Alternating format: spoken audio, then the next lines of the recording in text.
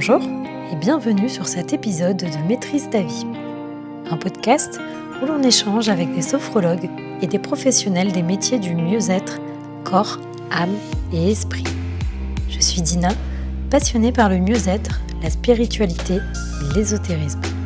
Tous les dimanches, tu découvriras un nouveau professionnel qui abordera sa pratique et bien plus encore. Si ces thématiques t'intéressent, n'hésite pas à t'abonner pour en découvrir toujours plus. Aujourd'hui, nous allons échanger avec Guillaume Vastel, ostéopathe à Cloire-Carnoët dans le Finistère, sur le sujet de l'ostéopathie. Je vous souhaite une bonne écoute. Bonjour Guillaume, et merci d'être là Bonjour avec Dina, moi. avec grand plaisir. Donc aujourd'hui, on va parler de l'ostéopathie et avant de rentrer dans le vif du sujet, est-ce que tu pourrais nous expliquer un petit peu ton parcours? Comment est-ce que tu es arrivé à l'ostéopathie? Comment je suis arrivé à l'ostéopathie? Alors, c'est mon parcours de vie personnelle. Quand j'étais jeune, un peu plus jeune qu'aujourd'hui, je faisais pas mal de sport et j'ai eu très rapidement, autour des 16 ans, des douleurs de dos. Et j'ai toujours ce souvenir qui me vient, c'est t'as 16 ans, je fais une contre-attaque, je faisais du handball, contre-attaque tout seul avec mon ballon, et là je me plie en deux sur le terrain, il y avait personne autour, personne ne m'a bousculé, rien, douleur de dos, bloqué, tu vois le lumbago, le truc qu'on dit, c'est parce que je suis vieux, et ça je l'ai eu à l'âge de 16 ans, je pouvais plus respirer, je pouvais plus me lever, douleur atroce. Euh, Ça me donne des frissons à chaque fois que j'en parle, mais parce que j'ai l'impression de le revivre à chaque fois que j'en parle, mais ça a été un élément déclencheur je pense, dans la personne que je suis devenue aujourd'hui. Et du coup, après, ça a été c'est des séances de kiné. On m'a fait des radios, en fait, je suis rentré dans le cursus. Et dès que j'allais chez le kiné, moi, j'avais toujours ces questions, mais pourquoi ci, mais pourquoi ça? Et j'ai eu cette fascination de comprendre comment fonctionnait le corps humain. J'avais besoin de comprendre, moi, comment ça fonctionnait pour pouvoir être autonome. Ça m'énervait de me dire pourquoi mon corps, il m'avait fait ça et pourquoi il m'avait lâché comme ça. Et j'avais besoin de comprendre, donc je devais pas être le patient le plus simple parce qu'à chaque fois c'était pourquoi je comprenais pas pourquoi le kiné me faisait faire des abdos alors que j'avais mal au dos, pourquoi il y avait des kinés qui faisaient des massages et qui après m'avaient fait super mal, il y avait d'autres kinés qui faisaient différemment. Donc j'étais dans ce mode-là. J'aime beaucoup le contact humain et l'aspect mobilité et le sport. Donc j'avais besoin après de faire un métier autour de ça, d'accompagner des gens. Et donc euh, la théorie, les choses comme ça, c'est pas mon truc du tout. Euh, et donc je me suis orienté d'abord vers la kinésithérapie parce que je connaissais que le métier de kinésithérapeute. Et kinésithérapeute, pour rentrer en kiné, en école de kiné, il fallait faire un concours. Et le concours, c'était quoi? C'était des maths, de la physique, de la chimie, des trucs qui avaient rien d'humain, rien de concret, de biologique, de massage. Alors que moi, je savais que j'étais doué là-dedans, je le savais au fond de moi. Et donc, ça m'a un peu perturbé. J'ai eu une grosse entorse pendant ma première année de préparation au concours d'entrée en école de kiné.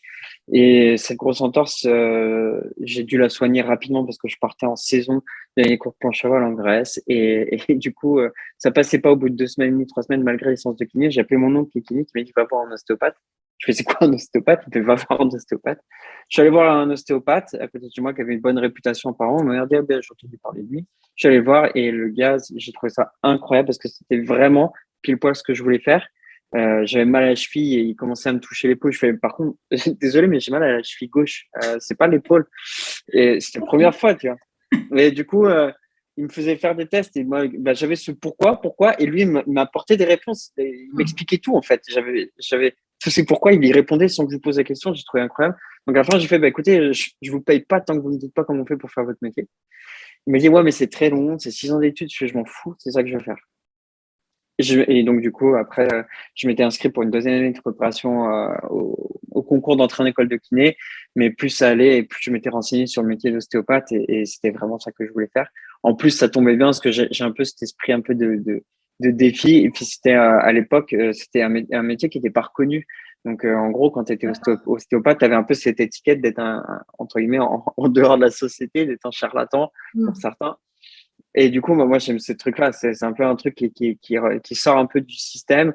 Et moi, c'est un truc qui me plaisait plutôt bien. Et donc, plus je m'intéressais, plus le métier d'ostéopathe me tentait. Donc, les concours avaient même pas encore commencé que je crois que j'étais le premier inscrit dans la promotion de l'année précédente, future, l'année suivante, dans l'école d'ostéopathie que j'ai fait.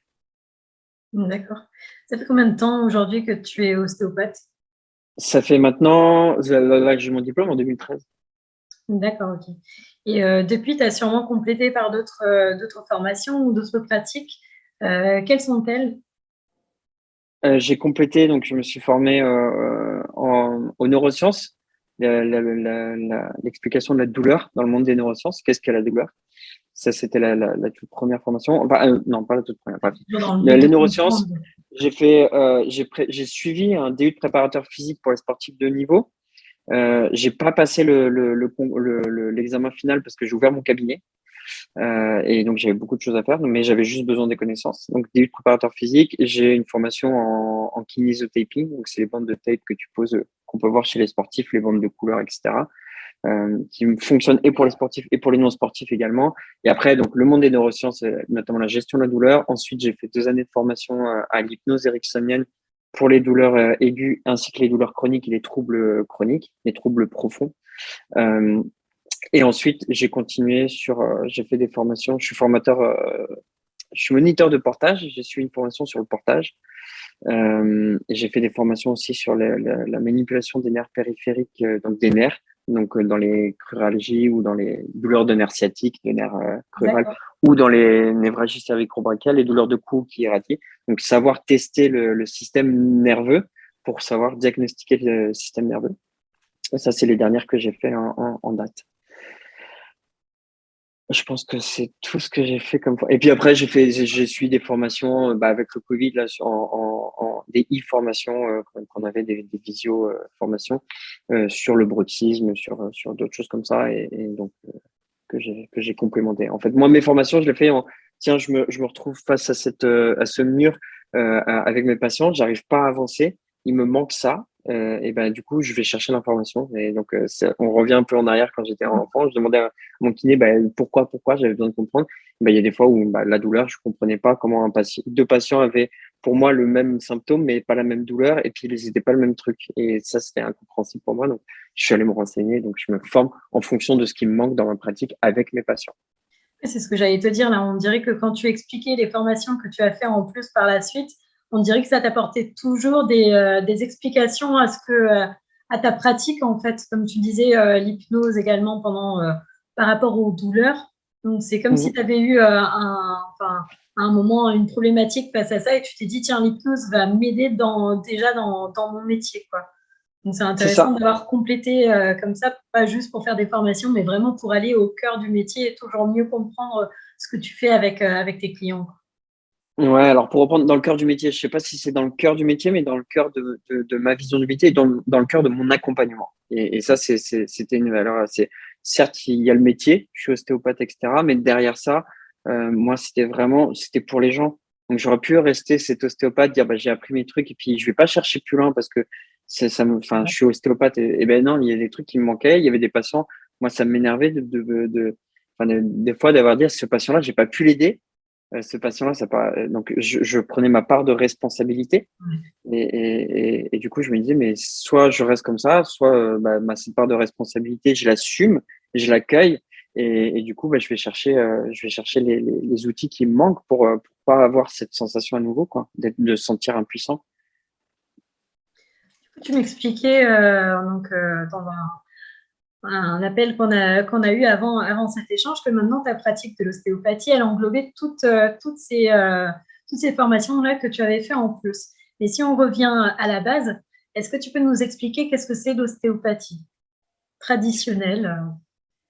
Alors, la définition de l'ostéopathie, c'est une définition qui est assez complexe, mais c'est une approche systémique, c'est-à-dire qu'on prend le corps dans son entièreté.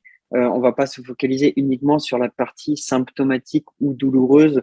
Donc c'est une approche manuelle systémique qui est faite suite à un diagnostic ostéopathique. Donc, il y a cette valeur ajoutée qui faisait la différence il y a quelques temps de ça il y a quelques années entre un kiné et un ostéopathe. Et on avait cette valeur diagnostic ostéopathique qui était propre, alors que les kinés avant, c'était les médecins qui posaient le, le diagnostic pour le kiné. Ça, c'est plus le cas aujourd'hui. Et on a cette notion de dysfonction. Donc, pour la prise en charge de dysfonction, pour la prévention ou pour remédier aux dysfonctions qui vont empêcher au corps de fonctionner convenablement. Donc, voilà. Ça, c'est la définition en proprement parler. Pour travailler, on travaille en ostéopathie sur l'appareil. Tu vois, j'ai pris des notes parce que je vais chercher un petit peu ce que j'ai trouvé et ce que j'ai de mes cours. Mais on travaille beaucoup sur l'appareil musculo-squelettique sur le corps. Et tu vois, on travaille sur le corps et pour aider le corps à s'adapter le mieux possible aux contraintes du quotidien et sur des principes d'homéostasie, c'est-à-dire le corps est capable de s'auto-réguler. Je vais donner cet exemple. Si tu as un rhume, si tu vas pas voir le médecin, au bout d'un certain temps, ton rhume, il s'en va. Le corps, il s'auto-régule. Ben, c'est un peu le même système. Mais en ostéopathie, comme tu travailles sur le corps, tu peux aider à ce que le corps fasse plus rapidement, il s'adapte de la meilleure des manières. Et du coup, la base de l'ostéopathie, est-ce que c'est, je ne sais pas, de la médecine chinoise ou quelle est la médecine qui se cache derrière l'ostéopathie? Enfin, quel est le mélange de médecine qui se cache derrière? Est-ce qu'il y a un mélange ou il n'y a pas de mélange? C'est Andrew Taylor Still qui a inventé l'ostéopathie un jour et qui s'est dit, tiens, l'origine de l'ostéopathie, ça pourrait se rapprocher, ça pourrait se rapporter ouais, là, tu me poses une colle parce que du coup, est-ce que ça se rapproche on peut trouver des similitudes, hein, mais je pense que c'est une thérapie à part entière. Et après, on avait dans l'histoire de la médecine, même de la médecine égyptienne, on peut revenir à longtemps, c'est des principes qui ont été réutilisés, qui sont repris. Et donc, je pense que ça se regroupe un petit peu. Après, chacun a un peu ses dogmes et ses orientations, ses valeurs, quoi. Donc, est-ce que ça se rapproche d'une autre? Je connais pas toutes les autres, donc je pourrais pas te répondre. Tu vois, j'ai une acupunctrice qui travaille avec moi. Tout le monde me dit c'est quoi l'acupuncture? Je fais bah oui, oui. Vous pouvez lui demander parce que je ne sais pas en fait. Je sais que ça travaille sur les méridiens, mais après j'en connais pas plus parce que peut-être que c'est un tort de ma part, mais je connais pas toutes les thérapies. J'ai des oui dire, mais je pourrais pas dire à proprement parler ce qui. Et du coup, l'ostéopathie, tu disais que c'était lié aux muscles. C'est un travail aussi sur l'ossature? L'appareil musculo-squelettique. Ah, d'accord, pardon. Ok. Donc, c'est du muscle et du squelette, donc c'est du muscle et de l'os, parce que musculo-squelettique et viscéral et neurologique. Dans tout ça, on englobe vraiment toute la partie. Enfin, il y a tout, quoi. Mais on travaille sur l'appareil musculo-squelettique parce qu'on touche la personne pour avoir des répercussions positives. Et du coup, moi, je vois ça un peu comme un métier où on fait craquer, en fait. Pour moi, l'ostéopathe, il fait craquer. Et du coup, comment est-ce que tu en viens à te dire que, tiens, là, on va faire craquer quelque chose? Elle est bizarre, ma question. Mais... Non, mais tu as déjà craqué pour un ostéopathe, Dina? Non, j'ai pas craqué, mais par contre, lui, il m'a fait craquer.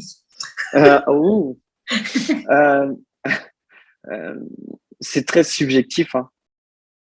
C'est très subjectif, c'est très thérapeute dépendant. Donc là, tout ce que je dis là, encore une fois, c'est pas ma vision à moi aujourd'hui de l'ostéopathie et surtout ma vision de ma thérapie, la thérapie de mon accompagnement, comment j'accompagne les personnes. C'est de la manière dont je l'ai apprise il y a quelques années, hein, c'est ce que j'en ai compris. Et là, aujourd'hui, je le pratique complètement différemment. Mais de savoir s'il faut craquer ou pas craquer, c'est déjà très thérapeute centré. C'est le thérapeute qui va choisir, entre guillemets. Et à la sortie du diplôme ou même pendant le cursus scolaire, j'avais des amis, eux, ils disaient, mais moi, ça sera dans mon cabinet, je ferai craquer. Ceux qui veulent pas craquer, ils viendront pas dans mon cabinet, quoi. Et il y en a d'autres, moi, c'est hors de question que je craque. Et puis après, moi, j'étais plus de dire, déjà, je demanderai à mon patient ce qu'il aime pas, tu vois. Après, je sais que, est-ce que j'estimais moi qu'il y avait besoin, et c'est très subjectif, en fait. C'était très, très, très subjectif. Est-ce qu'il y a besoin de faire craquer? J'estime, suivant il y a un peu cet esprit de l'intuition. L'intuition, ça compte beaucoup aussi. Mais qu'est-ce que tu as testé? Qu'est-ce que tu as vu? Ça m'est arrivé des fois je donne des exemples, c'est beaucoup plus parlant.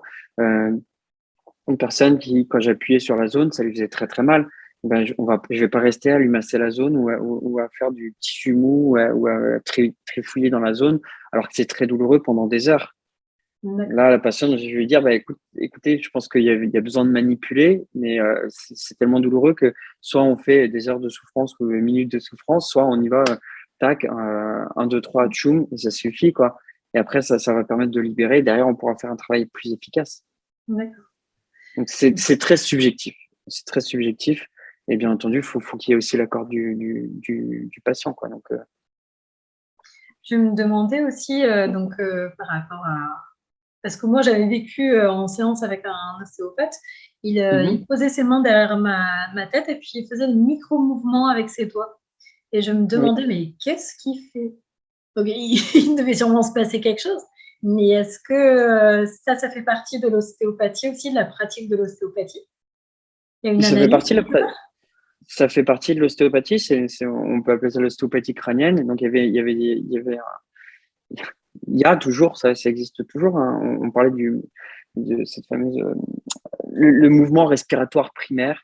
On partait du principe que les tissus respiraient et qu'on arrivait à ressentir des ondes du corps qui respirent, mais pas en corrélation avec notre propre respiration, et qu'on arrivait à la ressentir et avoir un impact sur ce qu'on appelle les fascias. Les fascias, c'est les tissus qui entourent, qui entourent tous tes organes, en fait, et tous tes organes sont liés. Et du coup, on disait que quand tu posais sur tes mains sur les fascias et que tu pouvais avoir, tu as un impact dessus, tu induis de l'énergie dessus, de la pression, et puis tu peux moduler en compression, en extension, et tu peux arriver à amener pardon, de la viscoélasticité, de la mobilité dans ce tissu-là. Donc c'est très c'est de l'ostéopathie, je vais dire, je vais fâcher des gens en disant ça, mais pour moi c'est de l'ostéopathie empirique, en fait, sur toutes les bases où on a dit bah tiens, je ressens ci, puis on a supposé, on a dit tiens, il y en a qu'on dit ça, qu'on dit ça. Le mouvement respiratoire primaire, c'est on pose les mains et puis la dure mère, le liquide céphalorachidien, il y a des mouvements qui se font, et puis dans le cerveau, il y a les lames qui font des mouvements comme ça, comme ça. Ça a été, il y a eu des recherches dessus, il y a eu plein de choses, mais l'ostéopathie crânienne, c'est très répandu, c'est très réputé aussi. Je sais pas toi comment tu t'es senti, mais ça a dû te faire beaucoup de bien. T'as senti Ouais. qu'il se passait des choses, peut-être? Et puis en plus, c'est vrai qu'on ressent aussi la chaleur de la main du praticien. Donc du coup, je pense que ne serait-ce que ça amène déjà un apaisement. Et puis après, ouais, les micro-mouvements, sans l'expliquer, ouais, en sortant de là, j'étais juste apaisée, quoi. Est-ce que mes problématiques étaient réglées à la sortie du cabinet? Je ne pense pas, parce que généralement, enfin, je sais pas, mais moi, à chaque fois que je suis sortie de chez l'ostéo, j'avais encore mal. Mais au moins, je me sentais toute relaxe, quoi. Mm. Et du coup, maintenant, donc, ta façon de voir l'ostéopathie a évolué avec le temps, avec les pratiques que tu as complétées. Est-ce que tu peux nous expliquer soit ce que c'est, soit la façon dont se déroule une séance pour qu'on voit l'évolution entre l'ancienne méthode et ce que toi, tu fais maintenant? Alors, ce que je fais maintenant, c'est via toutes les formations que j'ai faites. D'ailleurs, l'ostéopathie, là, de plus en plus, avec les dernières années, la recherche scientifique a apporté beaucoup de preuves sur ce qu'on avançait avant, ce qu'on disait avant, sur la manipulation notamment le cracking. Est-ce qu'il y avait un effet avec le cracking ou pas? Quel était l'effet du cracking? Euh, Bref, toutes ces avancées ont permis de pouvoir avoir une thérapie basée sur des preuves scientifiques. Et ça, pour moi, c'est primordial pour avoir quelque chose de fiable et d'être en harmonie. Donc ça, c'est moi qui veut ça. Déjà, ma thérapie, elle est patient-centrée. Elle n'est plus praticien-centrée. En disant, bah, tiens, je vais faire ça parce que je sais que c'est bien de faire ça. Là, maintenant, alors, je me mets pas à la place du patient, mais je comprends le patient et je demande au patient qu'est-ce qu'il attend de mon accompagnement. D'accord. Que les attentes de chacun ne sont pas identiques. J'ai des patients qui, quand ils viennent me voir, qu'est-ce que vous attendez? Ils me disent, j'ai besoin de comprendre qu'est-ce que j'ai. D'accord. Si j'étais l'ostéopathe que j'étais à la sortie, j'aurais dit, je vais vous manipuler, allongez-vous, tac, tac, tac, je vous manipule. Et je lui ai pas expliqué ce qu'il avait. Et donc, il repart, et puis, lui, il voulait comprendre, il a rien compris. Et du coup, j'ai fait mon truc. Et donc, on disait tout à l'heure, on travaille sur, et je travaille pas sur mon patient, je travaille avec lui. Et là, on disait une approche systémique, mais les systèmes, c'est pas que musculo-squelettique. Et il y a aussi tout le contexte de vie qui influe. C'est aussi les attentes psychologiques et émotionnelles du patient, mais pas que aussi. C'est aussi les contraintes. Enfin bref, il y a la vie, toute la vie. Hein, et je pense que tu es bien placé pour en parler, toi qui as dû côtoyer pas mal de thérapeutes divers et variés. Et donc, comment ça se passe? Je vais plus expliquer comment ça se passe une consultation avec moi. Déjà, moi, ma consultation, elle dure entre 1 heure et 1 heure et demie. Voilà. Donc ça, c'est comment? C'est plus long que d'habitude. C'est le temps dont j'ai besoin.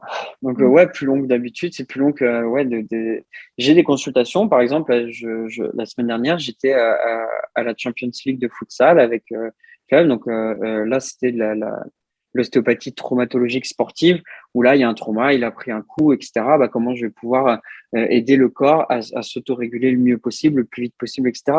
Là, j'ai pas besoin de passer 1 heure avec le patient qui me dit, je suis sorti de ma voiture, j'ai pris un coup de poing dans la tête. Je vais pas commencer à aller chercher midi à 14h, etc. Et pendant 1 heure, moi, c'est pas ça. C'est dans un premier temps comment on va faire. Puis après, peut-être que derrière, on va jouer et on va s'amuser avec les croyances du patient parce qu'il y a les croyances aussi.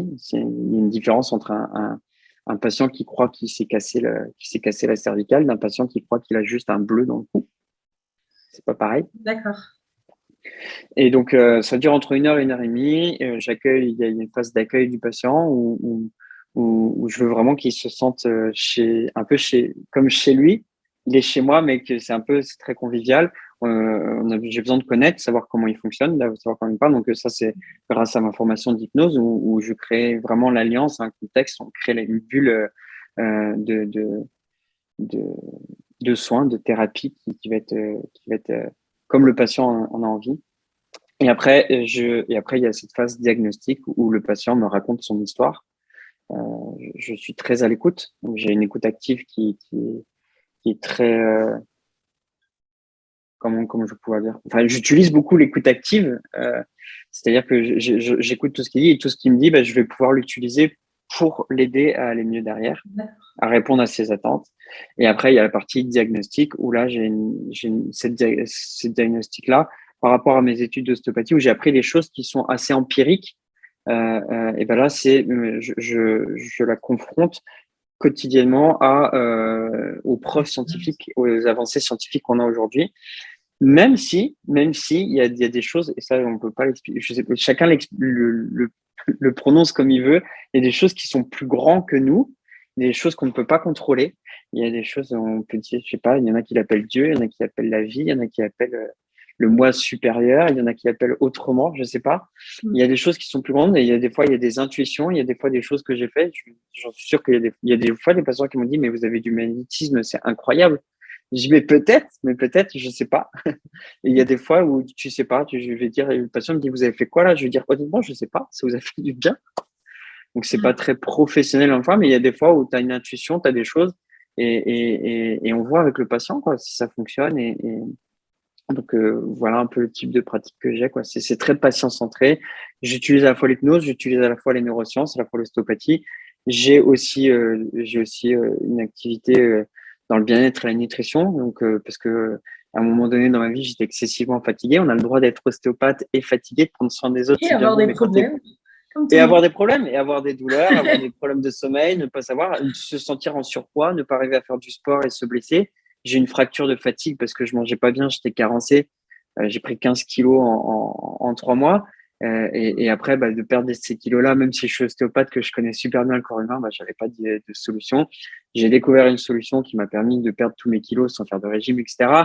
Et derrière, le nombre de personnes, de patients qui disent, je sais, il faut que je perde du poids. Et mon médecin il m'a dit, et quand j'entends Je rigolais, mais quand j'entends le nom du médecin et que le médecin, je sais qu'il est en surpoids et que le médecin, il dit à Ah tous oui. ses patients de perdre du poids et que lui-même est en surpoids et qu'il a des, enfin bref, j'avais plus envie d'être, en fait, aujourd'hui, je suis plus cet ostéopathe qui dit, fais ce que je dis. Je suis plus cet ostéopathe qui dit, fais ce que je fais parce que je sais que ça marche et en gros, je suis un peu passé par là, moi aussi. Ouais, tu as, Je, l'expérience qui prouve que sur toi, ça a marché, donc ça peut marcher sur ton patient aussi. C'est exactement ça. Et ensuite, je fais en sorte de donner un maximum d'autonomie à mon patient. Je rends mon patient non pas praticien dépendant, mais autonome. C'est-à-dire que je lui donne énormément d'outils parce que le but du jeu, c'est que très vite, il n'ait plus besoin de moi. Donc, je vais l'aider à sortir des croyances limitantes qui vont faire que, euh, bah, là, encore une fois, je vais peut-être me fâcher avec des personnes, mais les personnes qui disent, bon, on a besoin d'aller une fois par an chez l'ostéopathe. On a besoin absolument d'amener son bébé chez l'ostéopathe à la sortie. Ça, c'est des trucs avec Exactement. lesquels je ne suis plus du tout d'accord. Et j'ai des patients là que j'ai vus il y a maintenant il y a 2 ans, 3 ans, me faire, ah bah depuis, ou que je croise dans la rue qui me dit bah depuis que je vous ai vu, je fais mes exercices et dès que je ressens un peu ça, bah j'utilise ce qu'on a vu ensemble, etc. Et ils s'autogèrent en fait et ils ont plus besoin de moi. Moi aujourd'hui, est-ce que je vais voir un ostéopathe? Non. Enfin, est-ce que j'utilise les techniques que je montre à mes patients quand j'ai des douleurs? Quand j'ai une douleur, ben, je fais mon diagnostic. Tiens, est-ce que j'ai mal? Qu'est-ce que c'est? Est-ce que c'est mon nerf? Est-ce que c'est mon muscle? Est-ce que c'est mon côlon? Est-ce que c'est quelque chose comme ça? Donc, ce que je fais moi, enfin, sur moi, ou ce que je dis à mes patients, je l'utilise aussi pour moi. Et tu m'avais expliqué qu'il arrivait même que tu aies certains clients du coup qui viennent à toi et où tu n'as même plus besoin de manipuler parce qu'il y a une grande partie qui est passée par votre échange et la manipulation, elle a presque pas sa place du coup dans certains échanges, quoi, dans certaines consultations. Ouais, oui, c'est ça. Non, mais il y a des, dans ça, et puis ça m'est arrivé. C'est une des raisons pour laquelle aussi je me suis formé à l'hypnose, c'est parce que quand j'ai débuté, il y a des fois où je sais pas comment on peut appeler ça, où j'ai peut-être ce don ou cette intuition où on appuie sur un truc, tu sais. Je sais pas si ça t'est déjà arrivé, et puis il y a- tu- je dis un mot et je sais qu'il faut dire ce mot, je sais pas Mhm. pourquoi, ou il faut que je parle de ça. Comme avec ce patient, dans ma tête, il fallait que je parle je dis, et votre femme, comment ça va? Ça se passe comment? Et ben là, boum, j'ai appuyé sur un truc. Et ben des fois, ça m'est arrivé. Et puis, on n'avait même pas encore commencé la thérapie manuelle que le patient ou la patiente fondait en larmes et j'avais appuyé. Et sauf que je savais pas contrôler ça. Qu'est-ce que je faisais? Je me sentais impuissant face à ça. Et des fois, bah, j'appuie ou j'ouvre une porte et cette porte fait qu'il y a des choses qui se libèrent. Et, et, et des fois, ça prend du temps. Mhm. Et des fois, c'est malheureux, mais quand on voit qu'il y a ça qui va pas, ça qui va pas, ça qui va pas, ça qui va pas, ça qui va pas, ça qui va pas, ça qui va pas, et qu'après on dit, et en plus de ça, j'ai la douleur, et en plus de ça, j'ai la douleur. Donc moi, je demande, qu'est-ce que vous attendez, moi, d'enlever la douleur alors qu'il y a tout ça? Et là, la personne, des fois, prend conscience que, ah bah oui, en fait, mon corps est en train de me signaler qu'il faut que je me stoppe, quoi. On parle des personnes qui sont tout le temps H24 et qui dorment pas, qui dorment 2 heures par nuit, qui voient pas leurs femmes, leurs enfants et qui sont tout le temps au boulot et qui donnent tout pour tout le monde, etc. Et à un moment donné, et puis ils disent, je comprends pas, j'ai mal au corps, quoi. Mhm. Et donc, des fois, ça suffit. Et puis après, via mes formations aussi, j'ai découvert aussi des astuces qui me permettent rien en faisant des tests ou en travaillant avec la respiration ou des choses comme ça. Une personne un jour m'appelle à l'agonie, elle a été complètement bloquée, elle arrive pliée en deux, elle s'assoit. J'utilise des techniques d'hypnose dans mon interrogatoire et puis je me demande comment ça va. Et puis en fait, c'était juste, bon, je sais plus trop comment ça s'était passé. Bref, c'est pas grave. Je lui fais faire un mouvement, je fais inspirer, expirer, enlevez-vous en levant les bras. Et je fais rasseyez-vous, faites-le 3 fois. Tac, tac, tac, elle le fait 3 fois. Et puis après, je fais maintenant levez-vous et marchez. Et lève-toi et marche, comme disait Oui, l'autre. je n'ai pas osé le dire, mais ça Ouais, donnait bon. envie. Lève-toi. Elle se lève, elle marche, puis elle me regarde. Et puis je fais ça va pas? Elle me dit bah non. Je fais quoi? Bah, j'ai plus mal. Je fais Mhm. oui. Et puis elle me dit mais vous C'est m'avez le pas but. touché. Vous m'avez pas touché. Je fais bah non.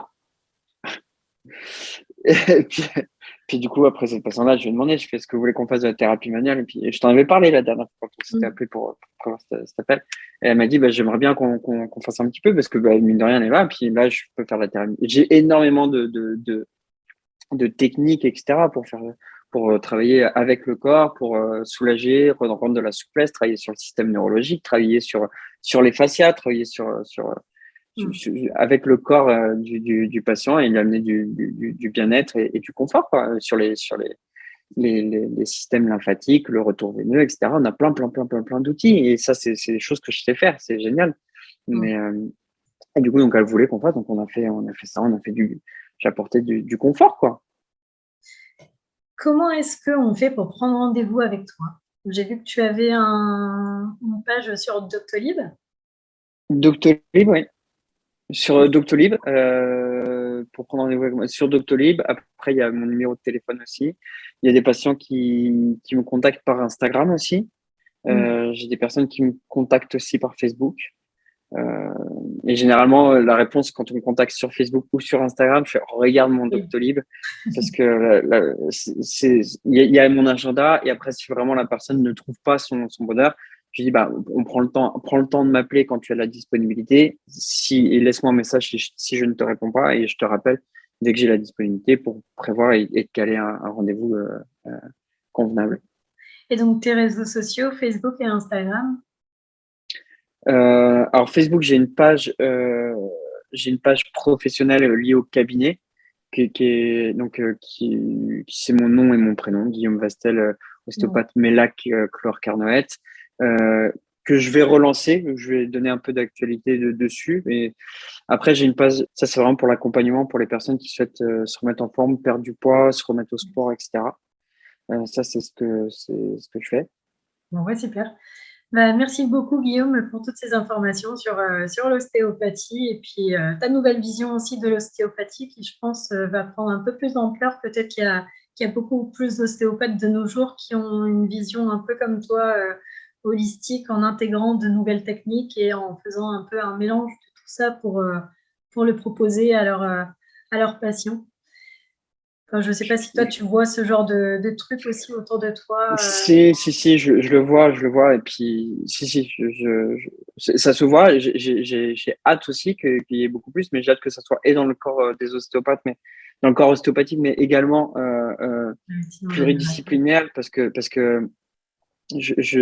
aujourd'hui, pour moi, il y a un gros manque de cohésion et j'allais dire convivialité, mais De d'esprit d'équipe, soutien, de quoi. groupe, de soutien, de lien entre les différents thérapeutes qui vont vers dans la même voie, en fait, de, de, de casser ces cercles empiriques et vicieux dans lesquels on inclut nos patients et ces croyances limitantes qu'on peut inculquer. Donc, j'ai hâte qu'on soit tous un peu sur la même longueur d'onde là-dessus.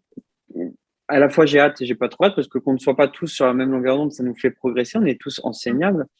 Il y a tous, et puis je vais pas dire que la thérapie, parce que quand j'ai démarré, avant d'être ostéopathe que je suis aujourd'hui, quand j'ai démarré, j'avais des très très bons résultats avec mes patients. Ça fonctionnait très très bien. Euh, c'est, mais c'était plus de stress pour moi, c'était plus de stress. Enfin bref, là pour moi, je m'éclate vraiment. J'ai beaucoup d'amusement, beaucoup de jeux, et et l'aspect diagnostic neurologique que j'ai fait récemment, d'arriver à tester le système nerveux et savoir s'il y a un problème de nerf ou pas. Je pense qu'il faut qu'il y ait, que ça se, enfin, faut vraiment que tout le monde puisse le faire, quoi. C'est vraiment super important parce que on entend tous partout, c'est mon sciatique, c'est mon crural et le médecin le dit, le nombre de patients qui disent, ah ouais, c'est mon sciatique, c'est mon médecin qui m'a dit, etc. Et quand je dis, bah, je vais tester votre sciatique. Et un jour, je suis long, hein, je t'avais dit, hein, je suis long, mais un jour, j'ai un Non, mais patient. vas-y, ouais, de toute façon, la Je donne sciatique, plein d'exemples ça parce que touche ça, c'est des choses énormément de où gens en plus. Donc, tout le monde se retrouve là-dedans. Et les exemples sont très parlants et c'est pour ça que j'en donne plein parce qu'un exemple va pas parler à quelqu'un, mais je vais donner un autre exemple qui va parler à la personne, à la personne. Et ben, j'ai ton médecin qui dit, ben, c'est mon sciatique et on sait pas ce que c'est.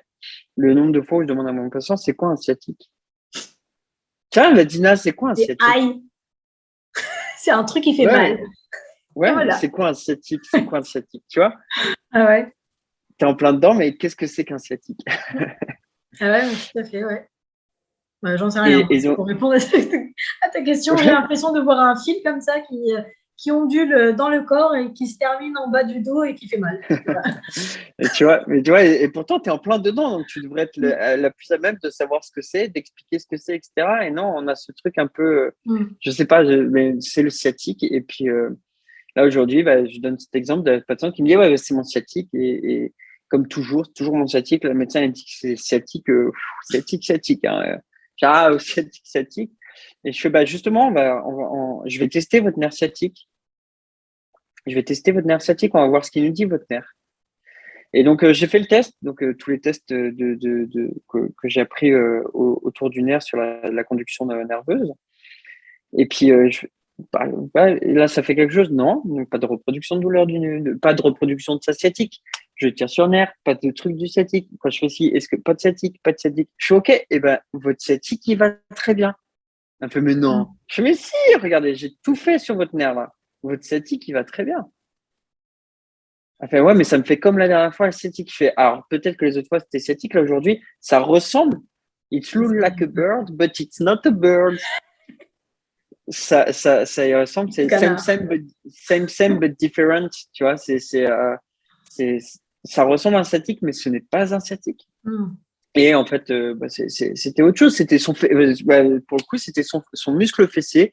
Elle avait fait du jardinage et comme elle avait un truc à l'autre pied, elle s'était blessée à l'autre pied, je crois, et elle avait fait du jardinage que sur la même fesse et en se penchant, etc. Donc en fait, elle avait juste en gros une hypertonicité, comme une petite contracture du fessier, si tu veux. Et donc du coup, dès que j'appuyais par contre sur son fessier et dès qu'elle contractait sa fesse, et ça lui faisait sa douleur de nerf sciatique. Elle me dit, c'est bon. Et non. Et puis, du coup, je lui ai fait faire des squats, je lui ai fait faire des fessiers, j'ai chauffé un peu son muscle fessier, j'ai posé mes mains sur sa fesse pour qu'elle ressente de la chaleur sur son fessier. Ça lui a fait beaucoup de bien. Et du coup, son muscle, il était beaucoup plus souple. Donc ça, moi, je l'ai senti aussi parce qu'on sentait que c'était dur par rapport à l'autre. Et elle le sentait. Et puis, du coup, quand elle marchait, elle avait plus mal. Et puis, en plus, quand je lui ai dit que c'était pas son sciatique, déjà, on voyait, elle était en train de fondre sur place. Tu vois, elle était comme toi dans ton canoë au soleil. Tout va bien, du coup, c'est plus. Ouais. Mais ça, je pense que tout le monde devrait. Je pense que c'est un outil qui pour tous les thérapeutes et que ça soit n'importe quel thérapeute, quand on avance quelque chose à quelqu'un, quand on lui dit quelque chose, on est le savant de la part de la personne sait, et quand on lui dit, la personne nous croit. Hein. Ouais, on peut avoir un certain pouvoir et peut-être même un pouvoir mal placé du coup, quoi. Même en ayant de la bienveillance, quoi. Et du coup, je pense qu'il faut vraiment, faut qu'on soit précis dans ce qu'on dit et dans ce qu'on va diffuser parce que ça se diffuse derrière. Ça se diffuse et je pense que aujourd'hui, que ça soit dans n'importe quel corps de métier, on peut pas, pour moi, continuer de diffuser des choses qui sont basées sur des croyances, quoi. Parce qu'une croyance va pas être perçue de la même manière de ton côté que du mien, etc. Par contre, après, d'accepter qu'il y ait des choses qui soient hautes. Je veux pas dire, par exemple, le crânien, comme tu disais tout à l'heure, je l'utilise. Des fois, ça m'arrive de dire, le patient il me dit, on va faire du crânien. On va faire du crânien parce qu'il il m'a dit, mon ostéopathe me fait du crânien, ça me faisait énormément de bien. J'ai fait du crânien avec ce patient-là et puis je suis doué en plus. Je suis très très bon dans mes mains. Humblement, je le dis, mais j'ai fait 6 ans d'études d'ostéopathie. Donc en 6 ans, en ayant fait et des techniques et des thérapies, et de la manipulation et de la manipulation et de la manipulation, dire que mes mains, elles ont de l'expérience. Donc du coup, je suis calé là-dedans. Donc poser mes mains, et après c'est juste dans ce qu'on va dire et ce qu'on va diffuser, ce qu'on va transmettre. Ça c'est ultra ultra ultra important, quoi. Ouais, merci Guillaume. Merci. C'est moi qui te remercie. Merci pour ton intérêt, ton écoute. J'espère avoir répondu comme tu le souhaitais à tes questions, aux questions. J'espère avoir été clair pour tout le monde. Que les personnes qui, je sais pas si ça sera retransmis tout ça, mais les personnes qui ont des questions, qui ont des choses qu'ils n'ont pas comprises ou qui sont pas d'accord avec moi, c'est avec grand plaisir, j'embrasse et j'accueille le rejet et la contradiction par rapport à mes propos, mais qui viennent m'en discuter avec moi en privé, avec grand plaisir, me poser des questions. Je suis relativement disponible et ouvert à toute discussion. Au contraire, ça me fait grandir et ça m'enrichit. Donc, c'est parfait. J'apprécie beaucoup. Merci d'avoir écouté cet épisode. En description, tu trouveras les différents liens pour suivre ou contacter notre intervenant du jour. Pour me donner ton avis sur cet échange, n'hésite pas à me laisser un commentaire. Je te retrouve dimanche prochain pour un nouvel épisode. Et d'ici là, je te souhaite une délicieuse semaine.